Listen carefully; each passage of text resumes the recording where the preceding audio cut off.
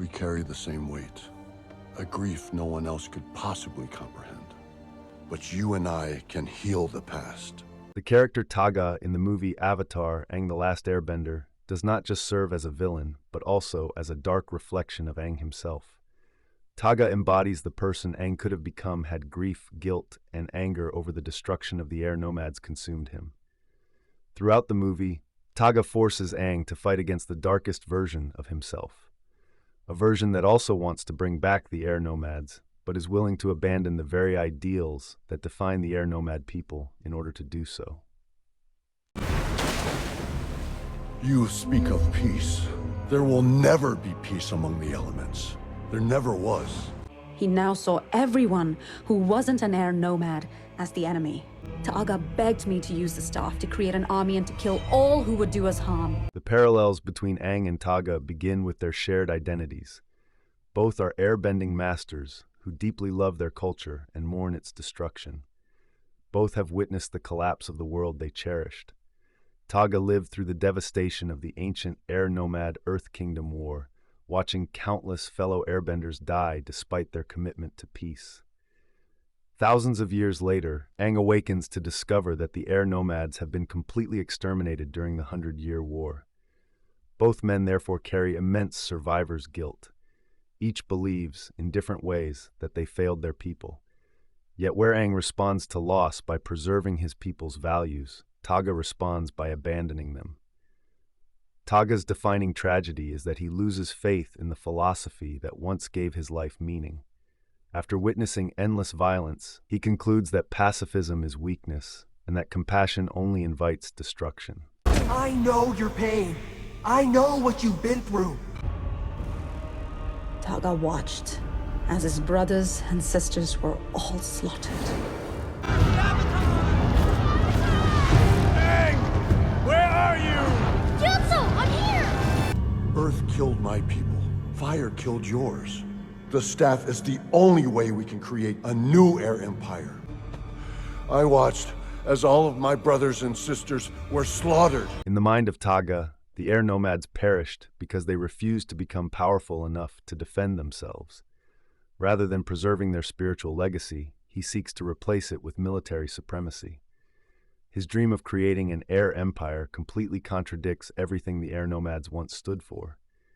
Taga believes he is saving his people, but he is instead destroying the very ideals that made them who they were. Aang represents the opposite. Although Aang carries tremendous guilt for leaving the air nomads before their death, he refuses to allow that guilt to reshape his identity. Throughout the original show, Aang consistently rejects hatred, vengeance, and unnecessary violence, even against those responsible for immense suffering. In this movie, Taga repeatedly challenges that worldview. He questions why Aang trusts Fire Lord Zuko despite the Fire Nation's crimes, and cannot understand why Republic City, a place where all nations live together, could ever represent hope. If the Fire Nation destroyed the air nomads, how can you suffer the presence of the Fire Lord? Your precious Republic City is built on lies. To Taga, forgiveness is betrayal. To Aang, forgiveness is healing. Their ideological conflict reflects two fundamentally different understandings of what it means to honor the air nomads. Taga believes honoring them means ensuring they can never again be victimized, no matter the cost. Aang believes honoring them means carrying forward their teachings of peace, compassion, and selflessness, even when the world seems to reward violence. Another important difference between the two is their relationships with others. Taga has no meaningful ties left to the world. Every friend, mentor, and homeland he ever knew disappeared thousands of years ago. Sonim, the person he admired most, died by his own hand. By the time he awakens in Aang's era, he has become completely untethered. The air nomads he loved no longer exist, leaving him free to obsess over an impossible dream of restoring the past. His loneliness allows his grief to become his identity. I don't know how to explain it, but you've been asleep for a long time. The air nomads, they've been wiped out. Aang, on the other hand, never faces his pain alone. He has all of his friends and the countless people whose lives have become intertwined with his own. They continuously remind him why protecting the present matters just as much as mourning the past. Even when Taga insists that his friends represent Aang's weakness, the opposite proves true. His friends are what prevent him from losing himself. The movie repeatedly emphasizes this distinction through Taga's attempts to isolate Aang. He exploits Aang's longing to restore the air nomads, teaches him forgotten techniques, and offers him something no one else can, another airbender who truly understands his loss. For a time, Taga becomes the mentor Aang never thought he would have. In many ways, he represents the future Aang desperately wants. That makes Taga's betrayal especially devastating. There is great strength in him, but weakness as well. Weakness? Yes, you. As long as they were around, you'd always put them ahead of our people. Don't you see? This is how we redeem ourselves. You're a traitor to your own, just like Sonam. When Taga reveals his true intentions, he claims Team Avatar is holding Aang back. He even attempts to kill Aang's friends so that the Avatar will have nothing left except the air nomads. Taga believes that removing Aang's emotional attachments will finally allow him to see that an air empire is the correct path for them. This reveals Taga's greatest misunderstanding. He believes that love weakens conviction. In reality, Aang's love for his friends is precisely what keeps him true to himself. This is shown when, after reclaiming Sonam's staff, Aang briefly enters a corrupted avatar state fueled by rage. Taga welcomes this transformation because he sees his own reflection in Aang. If Aang kills him in anger, then Taga's philosophy will be vindicated. The Avatar would prove that compassion ultimately fails and that true protection requires violence. For a brief moment, it appears Taga is right. Aang's fury overwhelms him, and he attacks with a brutality unlike anything seen before. Do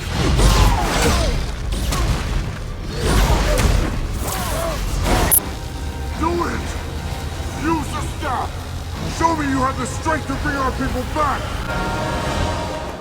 This is the closest he has ever come to becoming Taga. But Aang stops. The memory of Monk Gyatso interrupts this descent. Rather than remembering the air nomads' destruction, Aang remembers the values they taught him while they were alive. Gyatso reminds him that being an air nomad is not defined by power, revenge, or domination, but by kindness, restraint, and compassion. In that moment, Aang makes the choice Taga never could. Instead of killing his enemy, he destroys the source of the conflict by shattering Sonam's staff. It is a symbolic rejection of the belief that power alone can preserve a culture. The destruction of the staff also destroys Taga's dream of rebuilding the air nomads through force, and it also stops Aang's dream of using the staff to make more airbenders. It is at this moment that Aang lets go of the past that he was trying to recreate to fully move towards the future. Aang, but you must be prepared to do what frightens you the most. Even as Taga fades away, he accuses Aang of destroying their people's last hope. Yet Aang responds not with condemnation but with empathy. He tells Taga that neither of them could save the air nomads, and that both must forgive themselves for what was lost. This act of forgiveness accomplishes what thousands of years of imprisonment never could. It allows Taga to die not as a monster, but as the man he once was. His final recitation of the ancient air nomad proverb demonstrates that beneath all his hatred, he had never completely forgotten the teachings he abandoned. For one brief moment, the disciple of Sonam returns. Taga was not simply Aang's enemy, he is Aang's warning. He represents the future that awaited Aang if grief became hatred, if guilt became obsession, and if love for his people transformed into resentment toward everyone else. Both men experienced unimaginable loss, but only one remained faithful to the principles that defined the air nomads. Saving my people requires more than just hope. It requires sacrifice. We can't erase the pain of the past. We couldn't save them. You have to forgive yourself. I have to forgive myself too. Then we return to the eternal wind. The movie's ending shows the growth of Aang from his experiences with Taga. Rather than rebuilding an empire, Aang begins rebuilding an air temple. Rather than creating soldiers, he welcomes new acolytes.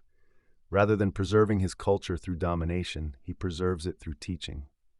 When he discovers the surviving herd of sky bison, he recognizes that the future of the air nomads lies not in reclaiming the past through force, but in passing on their values to a new generation. Taga sought to save the air nomads by changing what they were. Aang saves them by ensuring they never have to. Taga is Aang's ideological foil, a man shaped by the same love for the air nomads and the same unimaginable loss, but who chose vengeance over compassion. Their conflict asked whether a culture is preserved through power or through the principles it leaves behind, and Aang's victory affirms that the air nomads endure because their values survive, not because they dominate others.